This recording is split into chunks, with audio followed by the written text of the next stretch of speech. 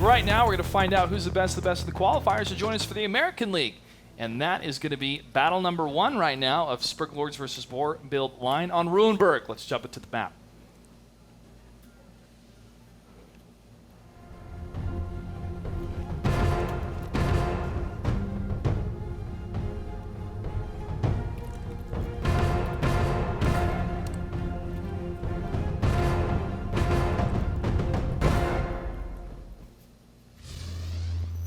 Time to roll out as we have Sperglords versus Vorbild line.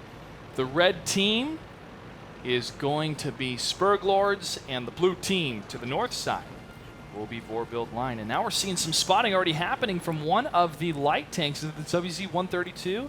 It is cruising across next to the Delta Village here in the E and F line on a 7-8 position, able to spot a couple of those heavy tanks. And he is flying across the map now.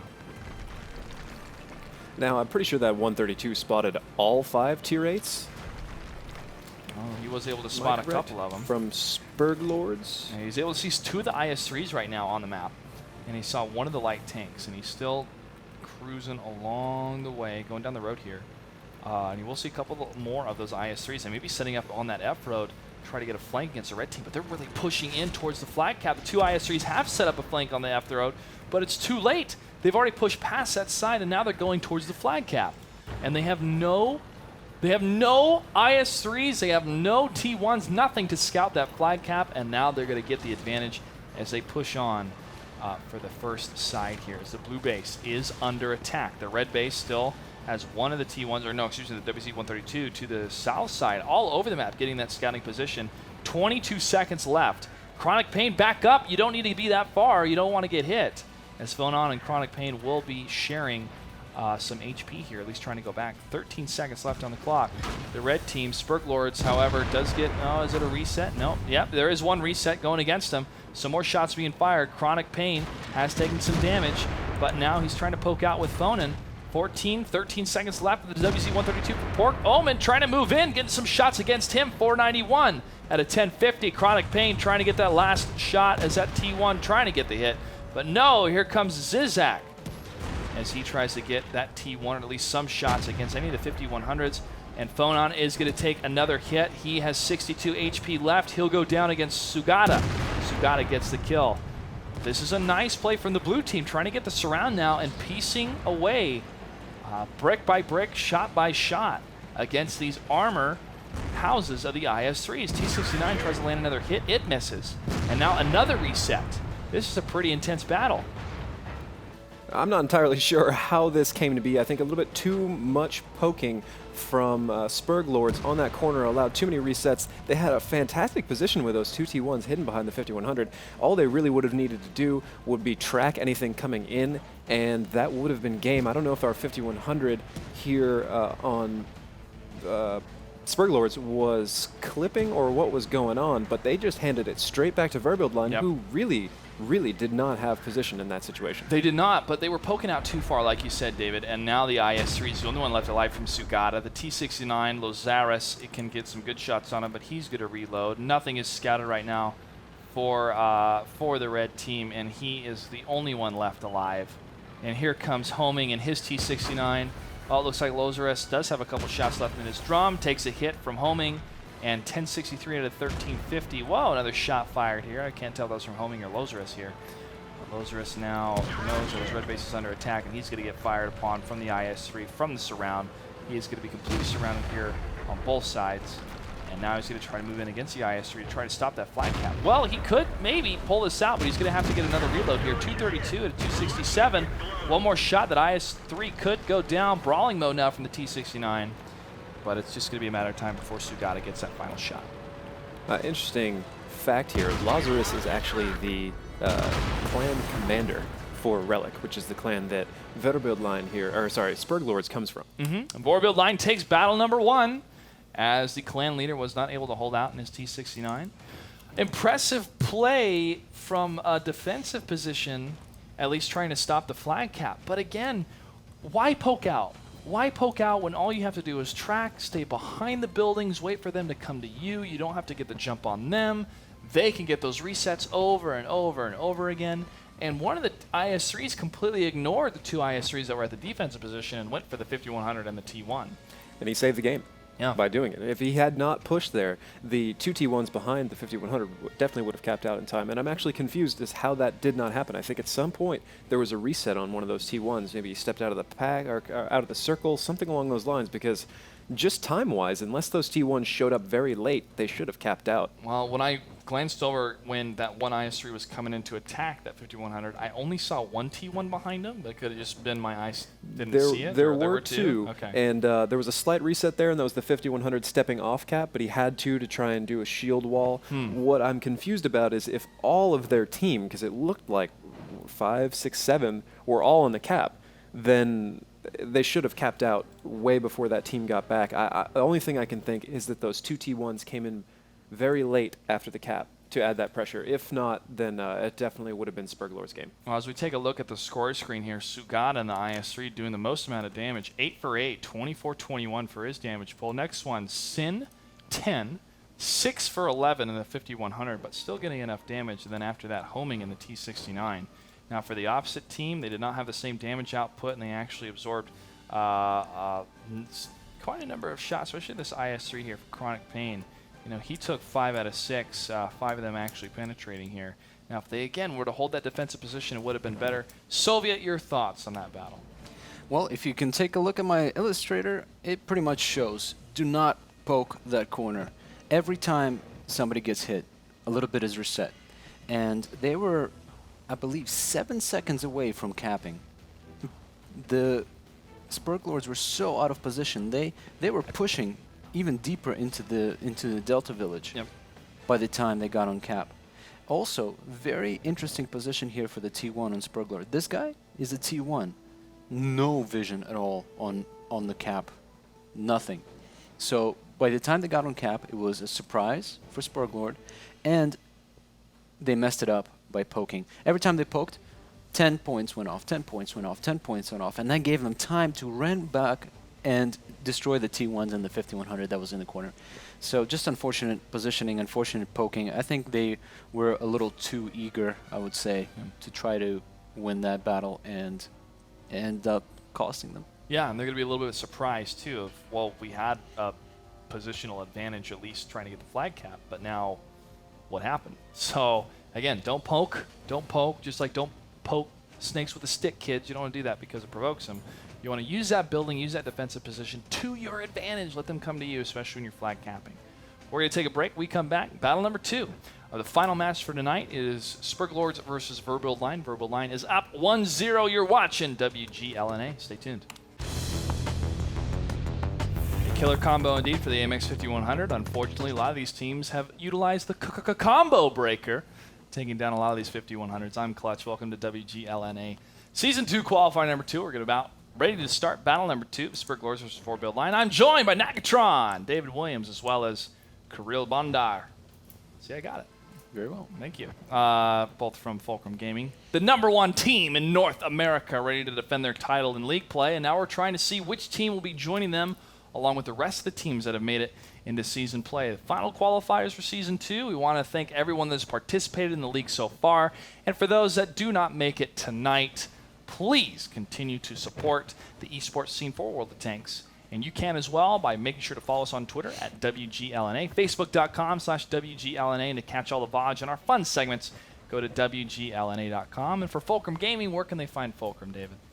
FulcrumGaming.gg, Facebook.com, and Twitter.com/FulcrumGaming, Twitch.tv/FulcrumTV, and I'm forgetting one. And Google Fulcrum Gaming. That's right. Yeah, you can just do that. I'm pretty sure we're top results by this point. And can people buy T-shirts or jerseys yet? Negative. It's coming. Okay. There's a lot of things coming with us, so hopefully we'll be able to talk about it in the not-too-distant future, but it's very exciting stuff. Cool. Looking forward to it. Looking forward to seeing all the careers of the different teams that are participating in the league continue to improve, grow, and more sponsorships on the way. Sponsors, you definitely want to be checking out these teams because they'll be traveling around the world. If there's any countries that you want to get involved in, put your sponsor logo on some of these team jerseys, and you will have exposure at those different tournaments in front of millions of people. I've been doing this for a while, guys. I know how to talk to sponsors. All right, the next map's going to be on Himmelsdorf. It's going to be battle number 2, Sperglords versus Vorbild line. And I look forward to see what we're going to see here. Maybe some hill play, maybe not some hill play, maybe some alley play, maybe not some alley play, maybe some railroad track play on the west. We're going to find out here. Let's go ahead and jump into the game. Battle number 2 on Himmelsdorf.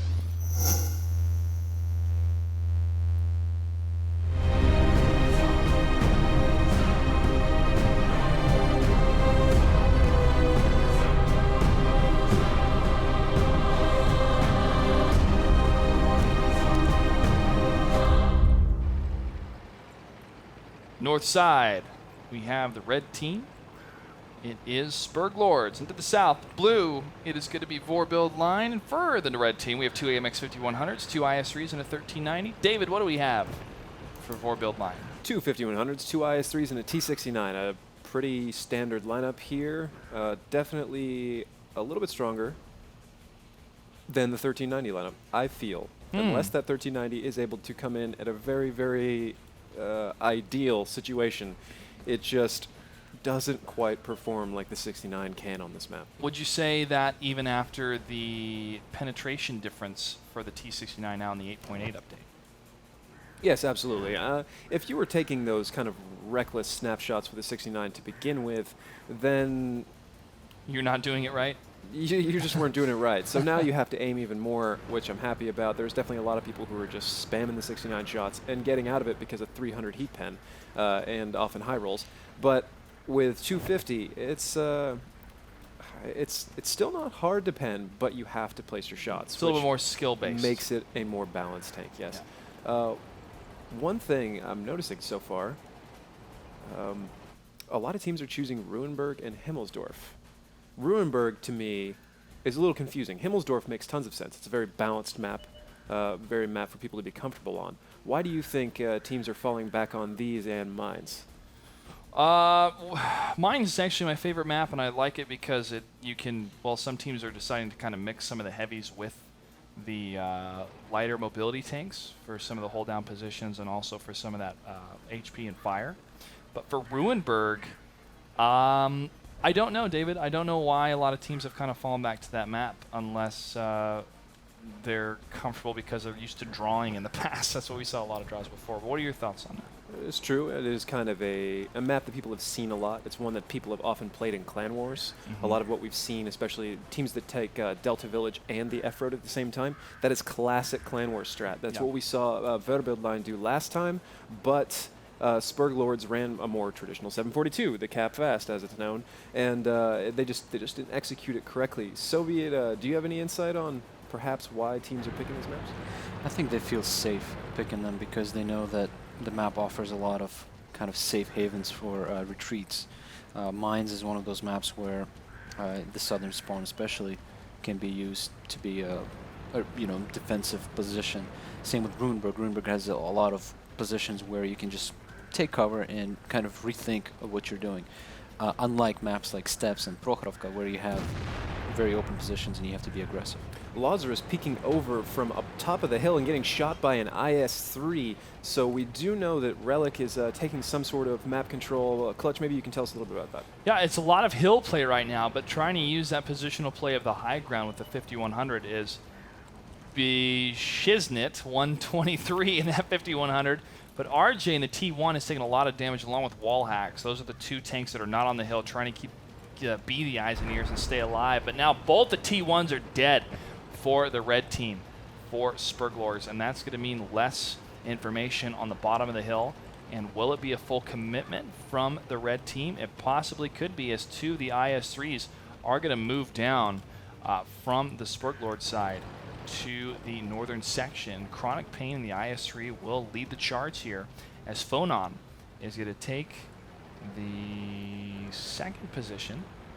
As Chronic Pain, he's inching closer and closer. This is going to be a very, very tricky move for them. But now they're indicating, okay, we're ready to go. We're at the bottom of the hill. Let's move quickly from cover to cover to get into a good position and to get in a defensive play against the enemy team here. It looks like the western push is kind of just pretty much halted for the blue team, as they're going to stay more towards the side of the map. Actually, I'm not entirely sure whether they're coming back to be defensive or if they're trying to flex to keep Sperglords here confused. I think I'm going to go with the former. This is something that we've done in the past, actually, when we've taken down the 1 through 3 area. We've killed a T1, we know we've been spotted, they know we're out of position, we knew they had hill, so maybe they're going to come try and cap fast on us, so we come back just to make sure they can't. And then from there, it'll be very interesting to see what Vorbild does. If they are actually flexing back just to keep Relic guessing, I kind of approve of it. They're actually going to Relic, so it's not very helpful, but I do pretty much always support teams that try to mix it up a little bit. Yeah, I mean, it's a mid-game reset, the 5-minute mark, but they're going to have the advantage of having 2 of the T1s on the enemy side, on the side of Sperglords, down.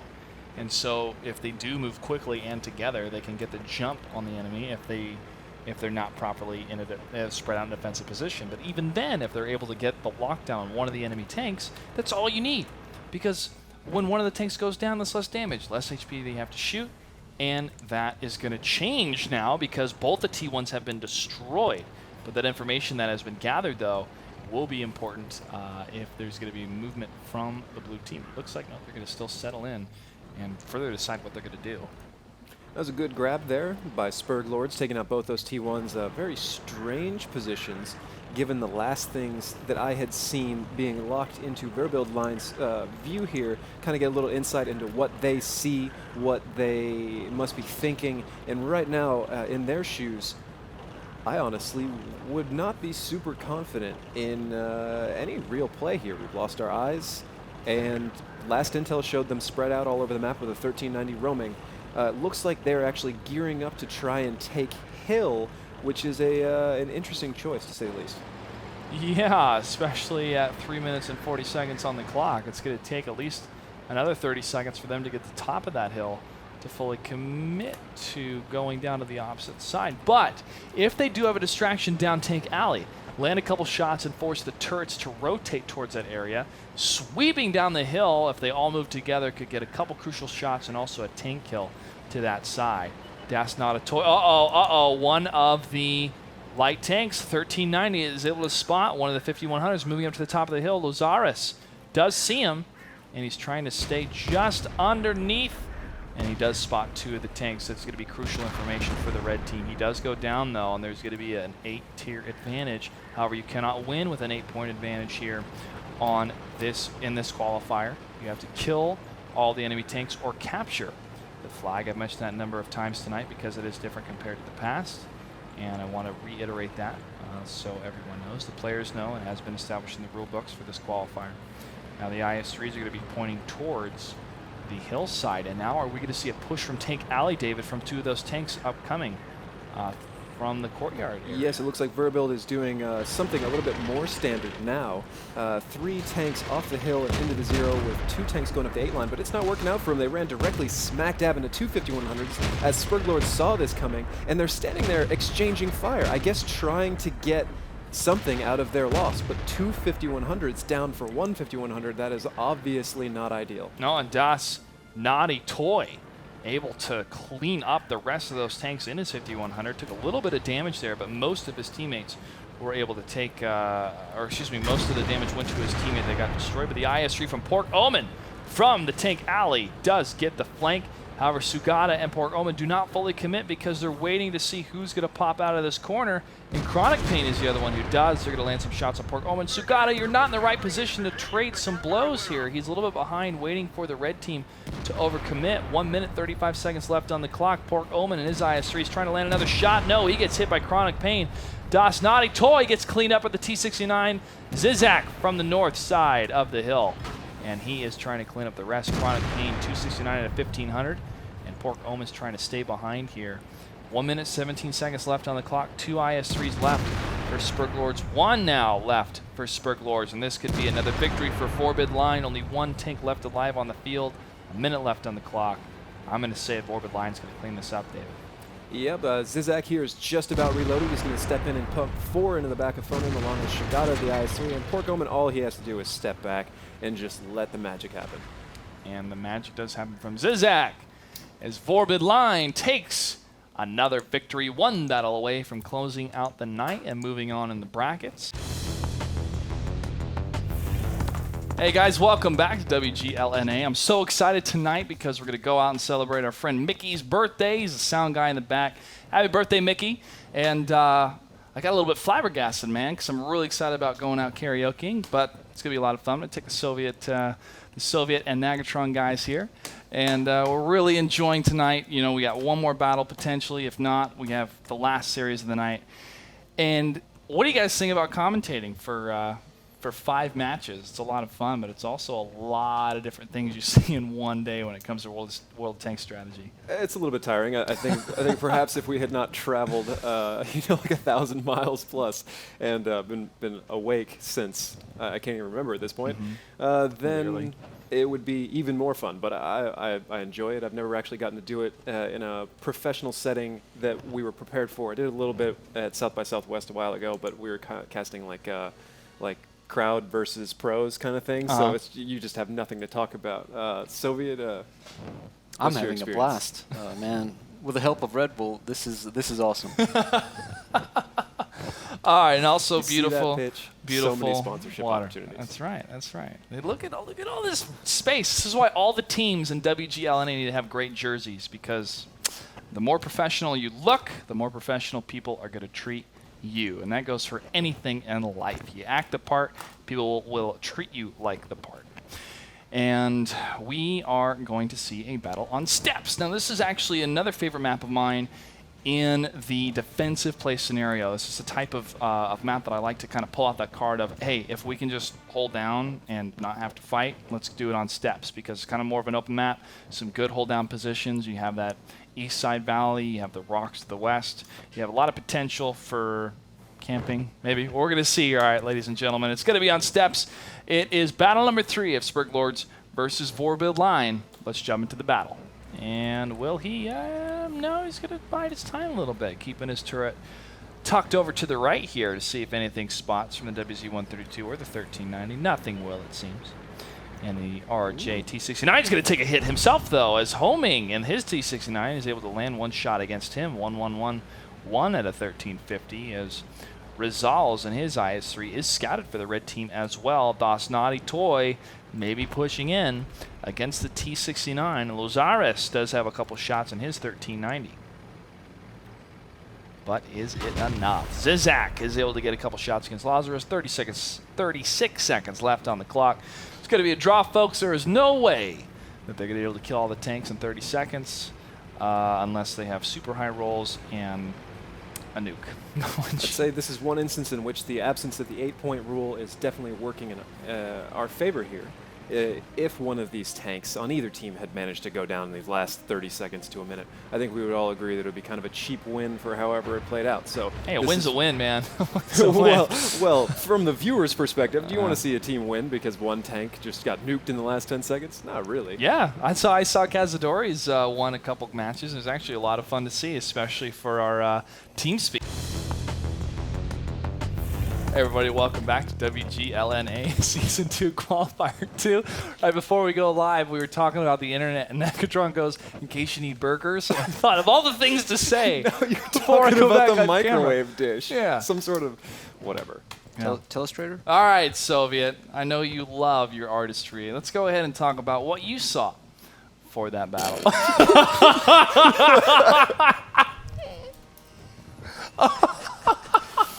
You know, this is a pretty accurate depiction of what is I'm glad I brought my s'mores. It's totally going to make sense. This match sponsored by Coleman's.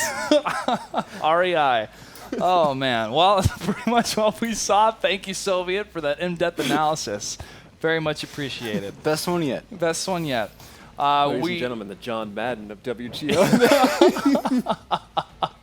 Man, I'm so glad you guys are here this weekend. We're going to have a lot of fun. We're just getting started, man. Season 2. Can you guys believe we're only in Season 2? We've already experienced so much. And I remember that we were talking about, hey, it was kind of like coded messages, like, hey, you know, what's going on with North America? Every other region has a league.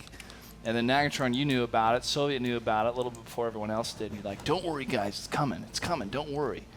Is that where your approach? You're like, oh, don't worry about it. You know, keep playing Clan Wars so you guys could have the advantage for the 7x42. Actually, long in advance before I was even told about the league or anything, when I was still doing Clan Wars and running Clan Wars, I tried to get everybody to basically stop warring. I was like, look, we can just sit there on the territory and make mountains of gold to go play in tournaments. Like, that's where all the fun is. We make more money. We can use the Clan Wars gold for it. And people didn't really jump on board with They that. just didn't listen. And now, are they listening? Nope. Yes. Good. Yes, they are. I really quickly just want to touch something. Steppes used to be such an awesome map, and unfortunately, the recent changes, back in the day, Steppes was so dynamic. You had 50-2s running around, doing counter circles around. And Drifting left and right. Drifting, yeah. Already making like awesome shots once in a while. Relics never made them. Or even before there was drifting. Scouting was intense before physics. But, you know, now the map has changed so much. It really comes down to if you pick the same direction as your enemy and you have an awesome fight, or you pick opposite directions and you just kind of like boxers sitting in your own corners and pitching tents. Sounds like a lot like Abby, too, you know. Abbey, the thing about Abbey is it's such a complex map. It's very difficult for teams to be aggressive on it and know what they're doing. There's so many little nukes and crests and hills, and you know, it's a difficult map. Same with like cliffs. You know, Cliff is going to be a difficult map as well for a lot of teams to adjust to. But Steppes, I really wish, I really hope we get Artie back. Back in the day when Soviet had to walk 2 miles in the snow uphill both ways just to log into tanks. The good old days. Yeah. You know, I actually went to an all-nighter when I was a kid, and they had tournaments for different games there. And my father was supposed to, and this was at an internet cafe kind of place, my father was supposed to pick me up, and he forgot. So it was about 6 o'clock in the morning. And I go, well, looks like I'm going to walk it. And I was about 13, 14 years old. And so I remember walking all the way back home. It took like an hour and a half, and I finally showed up. My dad sees me, and he goes, oh, no, I forgot. But, yeah, it wasn't uphill both ways. However, it was a lot of fun.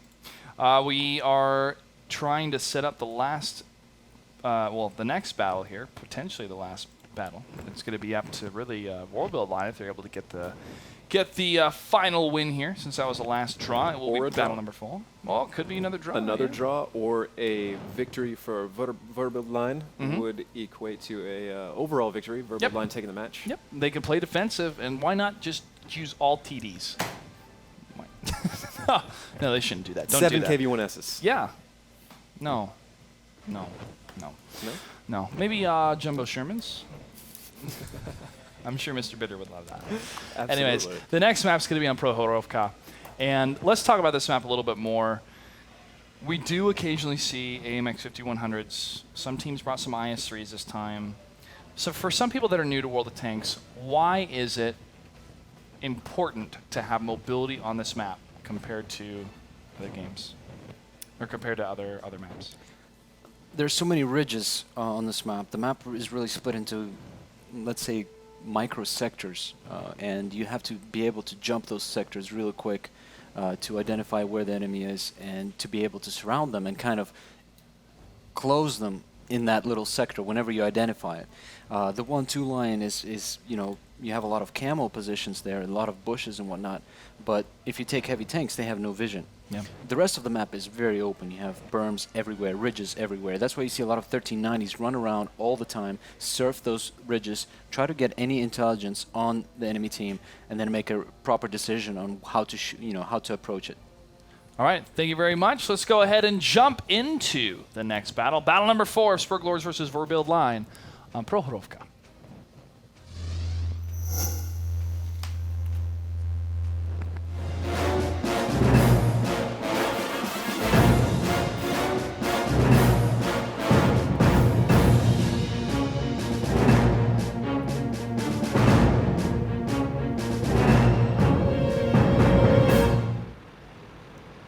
Red team Sperglords, they have 2 T-69s, an AMX 1390, and 2 WZ-132s. What do we have for the blue team, Vorbild line? 1 T-32, 2 T-69s, a 1390, and a WZ-132. T-69s are the same, but a T-32 in the hold down position. Vorbild line is the same thing I would have done, but maybe I would not engage in the enemy this quickly. Pak Oman taking some shots from one of the WZ-132s as he is going to try to lick his runes, but Lozaris might want to, he might be creeping in for the kill. This situation is exactly what I was going to raise when we were talking about why mobility is so important on this map. If Sperglords had taken this middle ridge right off the bat and sent in one guy to scout, they would have so many guns loaded on that 32 before the 32 could make any sort of reasonable cover. It's just timing and profile. You can remove those hit points, you can remove every advantage that the heavies have by simply getting to them fast. If you give them more time, it starts to equalize a little bit. Yeah, Vorbild line is down 1 T1, but all they have to do is play defensive, because if it is a draw, because this is a best of 5 battles available, they will be up 2 in a battle number 5 scenario, which means they will take the match victory. And Lozaris was able to get the kill on that T1. Let's go ahead and check with the other WZ-132s. Cruising along here. One of the things I like about the WZ-132s is they really never stop moving, but they do have good accuracy on the move compared to the 1390, however, not an auto loader. One thing I will say is where Sperglords are right now, they've already lost 75% of the map, which puts the whole game in the control of Vorbild line unless Sperglords somehow figures out a way to push. But if they push, it will likely get them killed. So at this point, it's up to Vorbild line whether they want to entertain us and take this down quickly. Actually, sorry, I've got that backwards. No, Vorbild line is the one that's stuck. It's yeah. Sperglords that has it in the palm of their hands, so Sperglords really needs to win this one if they want to stay in it. Yep, the red team does have that map control. As you said, the T1 all the way to the north side here. We have Chronic Pain, and he could put some flag cap pressure to that north side, but if he does, he'll be cleaned up very quickly. However, just one of the turrets poking into his side or looking to his side is all he needs, hopefully for his teammates to move in or at least adjust their position to get a couple more shots in.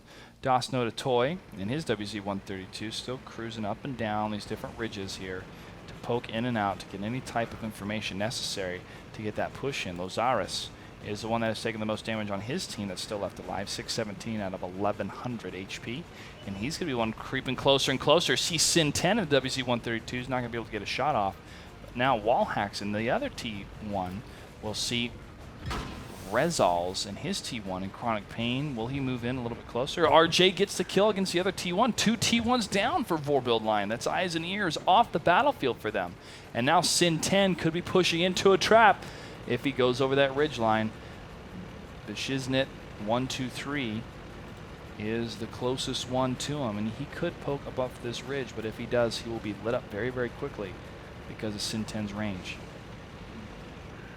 Now, depending on where Sperglords have positioned themselves, there is a 1390 left for Vorbild that does have a little bit of an ability to kind of wrap around, spot for a little bit more contact, and perhaps box Sperglords into the northern quarter of the map. It just depends on what they see here. RJ is actually going to shut that whole move down. Pork Omen, if he can take out Lazarus, is one step closer to that. And then he and the 132 can definitely take down a 69 by themselves, but they will need support from their brethren to pull that off. And in doing so, they may get spotted. So I'm not entirely sure if we're going to see them move that aggressively, but that is a good grab, taking out Lazarus right then and there. Yep, but now Sin 10 is under fire. He was tracked by Fona. Now Das Nota Toy trying to get that last kill. 50 HP left on him, and Das Nota Toy does get the final shot. T-32 homing is spotted. Now Vorbild line is down 1 WZ-132, but 1 AMX 1390. Lozaris is the one that has been sit. Pork Oman, the 1390, is going to be cruising just past Das Nota Toy as he is just beyond that ridge line. He does take a shot, though, to the front. 810 out of 1050 on his tank. That T-32 in a good position, but he's still being spotted here and taking another shot to his hull. He needs to get in a better hold down position and have his turret absorb that fire, bounce off those shots, and not his hull, because that's where he's going to take damage. Das Nota Toy still creeping closer and closer, but the only thing he's able to scout is that T-32. So, Vorbild line over here, they're not in a good position. This 32 Haoming is going to be spotted and taken out very, very easily. He's too big with too little cover, given the new bush mechanics ever since 8.6. I think it's 6 or 7. And he's just a matter of time until he goes down, from what it looks like to me. They are down a 132 already. Their 1390 is almost dead. This 32 is at less than half. It remains with 269s that so far I do not believe have been spotted. But once their support is gone, obviously that will not be the case for very long. And Dasnotatoy again trying to get some more shots against that T-32. 4 minutes, 21 seconds left on the clock. Time seemed to slow down here as those engagements happened. Again, the blue team Vorbild line simply has to defend here, but they are losing more and more tanks as Fonin T-69 takes out the T-32 of Hyoming. Dasnotatoy is able to see Zizak and his T-69. They do lose that kind of hold down position for their heavy tank, but they still have enough fire left in them to stop an aggressive push, especially if the tanks are not working together. Dasnotatoy again, the point man, the one that's closest to the potential firefight, trying to scout anything he can see in those bushes. 3 minutes, 43 seconds left on the clock. Time is ticking down. They're going to have to move in, and part of that movement, part of that aggression is going to be a flag cap, and that's what we're seeing from the two T1s. Moving in is Wallhacks and Chronic Pain, and they left the boxes up. The supplies are there, and that is easy cover for them. One shot, maybe two, allowing them to stay in that position. A fundamental mistake to leave up those boxes because they now have cover in the middle of a field because of it. And worse yet, the only tanks that are remaining are autoloader tanks. Any shots they put into that are going to be easily counted and negated. As soon as they see, it's probably going to take at least 3, maybe 4 shots to reset that. Even more, possibly. And then from that point forward, all Sperglords have to do is drive directly on top of them. Oh, there's one reset, though. But RJ gets the kill against the 1390. Wallhack's still left alive, using his buddy as cover. And they're able to clean up. The WZ-132 takes down the T-69. Only one tank left alive, and he is not going to be able to stop the onslaught of damage heading his way. Sperglords still has some fight left in him, and they're going to need to continue to fight for the rest of this battle to clean up Sugata and his T-69, and then again in order to tie up the match series and take us to a shootout. And there's the last kill. Sperglords is able to take battle number 4. Hey, welcome back. Guess what? The next map's going to be Abbey. We talked about Abbey earlier. We hadn't seen through the night. Maybe they heard us. Maybe they didn't. But we're going to see it for tonight. And let's go ahead and jump into the battle because this will be the final battle potentially for the night. If not, we'll go to a new shootout. Sperglords versus Vorbild line. Coming in hot.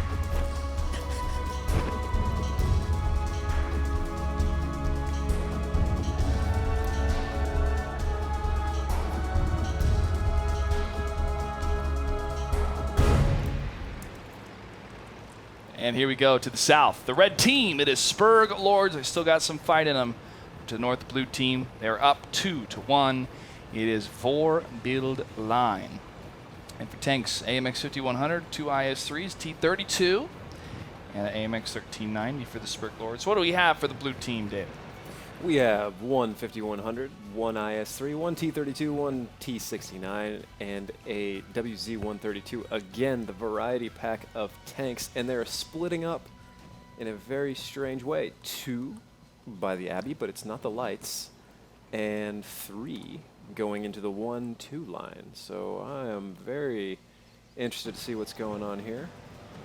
Well, Vorbild line will win if it is a draw because they're up 2-1. They can play defensively, but as Soviet said earlier, if you play for the draw, you play defensively, you are playing at a disadvantage. You could be, you know, of course, depending on your opponent. But you're playing for the loss. You want to play for the win. Dasnotatoy, Toy, he wants to play for the win. That's why he's playing a T-32. But it's all on how you play it, of course. 5100 from B. Shiznit, 123. His 5100 is going to be at a standstill. And this match is going to be at a standstill probably for the next couple minutes here because the spread is a little bit intriguing from the red team. We have 2 of those T1s that have decided to be the scouts for, well, no, one of them is a 1390. Excuse me, Lozares is a 1390 more to the center of the map. But he has not been able to spot any of the blue team that decided to go to the center yet. However, he could head into the Abbey side, say hello to the monks, and then decide, hey guys, there's a couple blue tanks here, a couple tanks from Vorbild line. I'm going to throw some shots on them, get some HP damage, and get out of there. But nothing spotted so far. Blue team, what are we seeing, Nagatron? It looks like it's more of a Western push. We've got here. a 32 that was kind of watching the 5 line, and now he's back down. Not quite sure what's going on there. An IS-3 that's on the backside of the Abbey. He's just looking east. I don't know if he has the depression to shoot anything that comes below him, but if they step up on that ridge in front of him, he will definitely pump that guy up.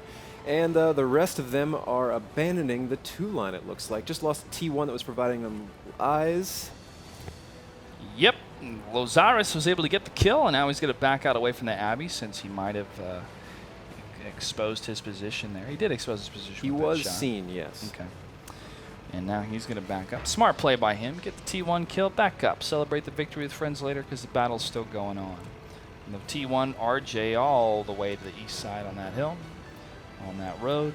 Not seeing anything left. Lozaris is going to creep a little bit closer. Will he commit to the halfway across the way? No, he's going to wait. He's going to wait behind the rocks here.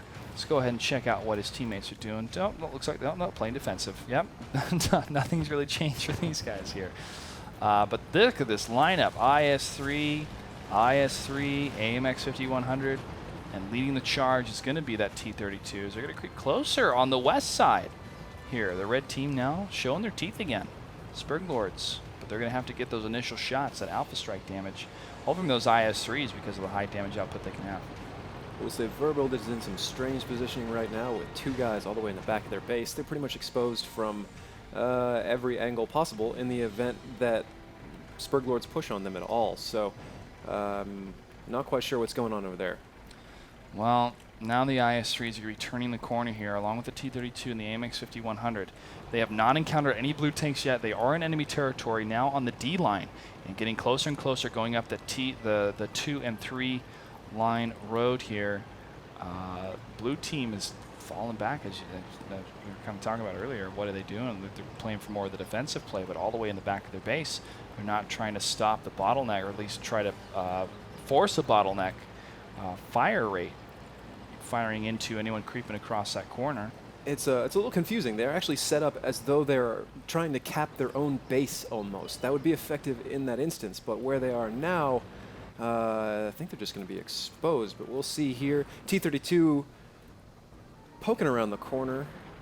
Das not a toy. Does not look like he's actually seeing the guys piled back there in A56. They must have a good amount of bush cover. No, they are able to see him. He is spotted. He is on the map for him, but he does not go for the kill because the only other tank that's down below that could get a better shot is wall hacks. But do they want to maybe sacrifice their T1 to get the other T1 kill? Does he move too far and get exposed? That's what they're kind of waiting on here.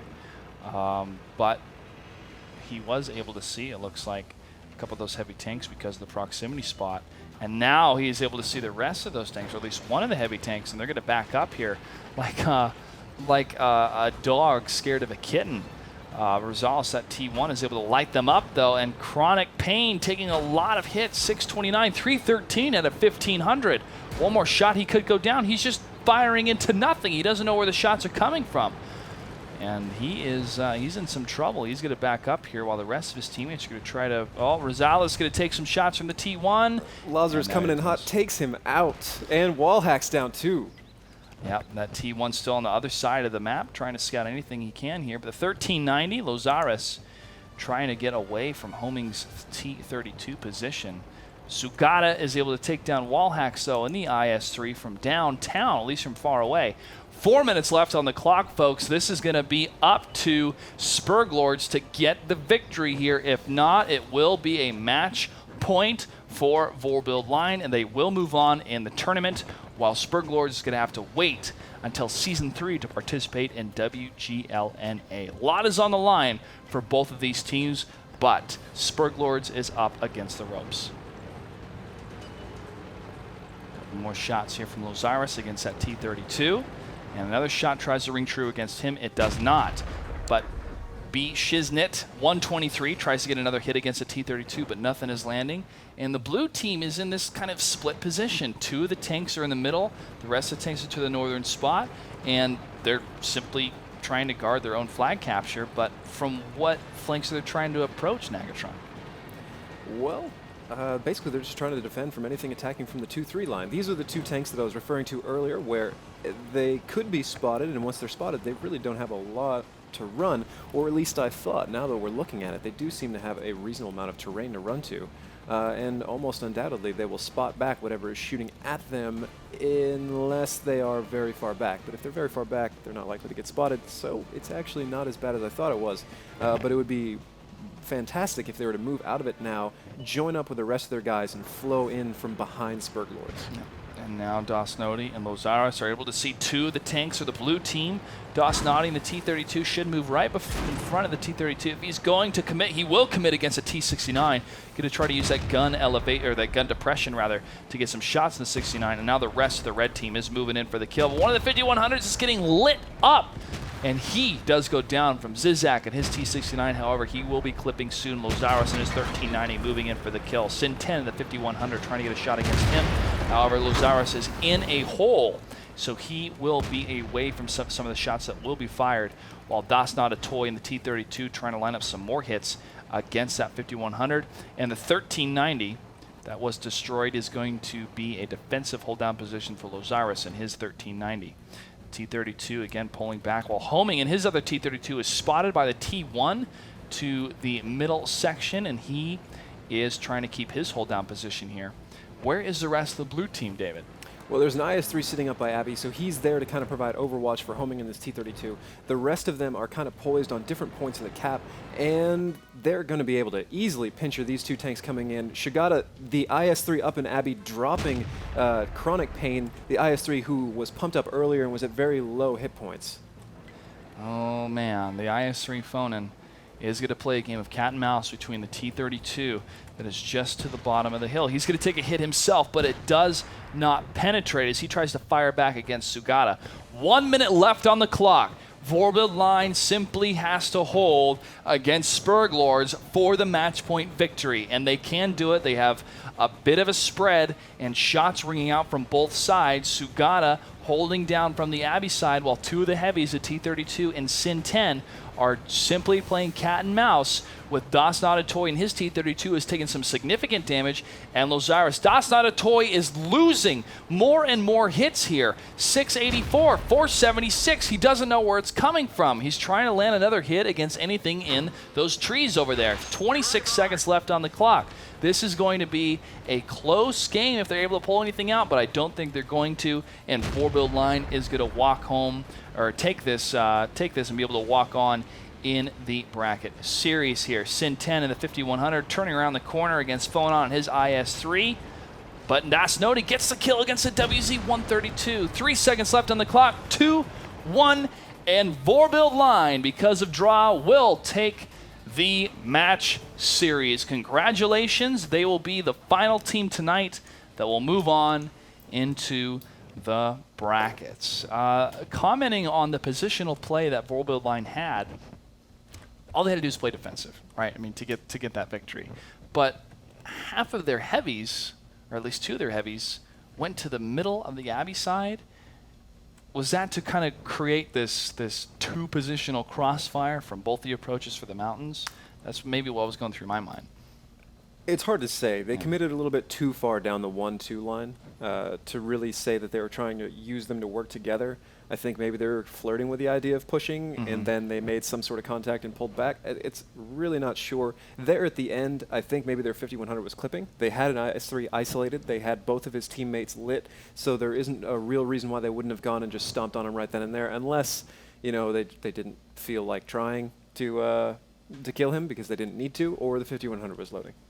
It's quite possible, but it seemed there was a couple windows that were open for Sperglords to at least move in and get one more kill, and then one more kill, then one more kill, but it just didn't happen. And of course, because they lacked information for them to move in on one of those tanks. It was a trap. In that instance, once they cleared all the way down the 1-2, the best thing they could have done would have been leave a T1 there, leave something there to gain intel from that area. Now that you've taken it, pull back, move in through the Abbey and try and box them in from multiple angles. Abbey is a tricky map, and if you just go directly in on any of the first things you see, it's not going to work out for you. Yeah, you know, if I was calling the shots, I would say, all right, guys, operation coming in hot, and you all move together. And there's only so many ways those turrets can move to try to stop an advancement from 2 different areas.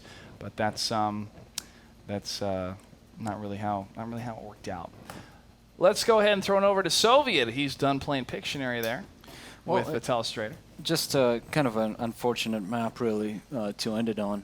Such a hard map to dig an opponent out, especially if they are literally turtled that well in their base.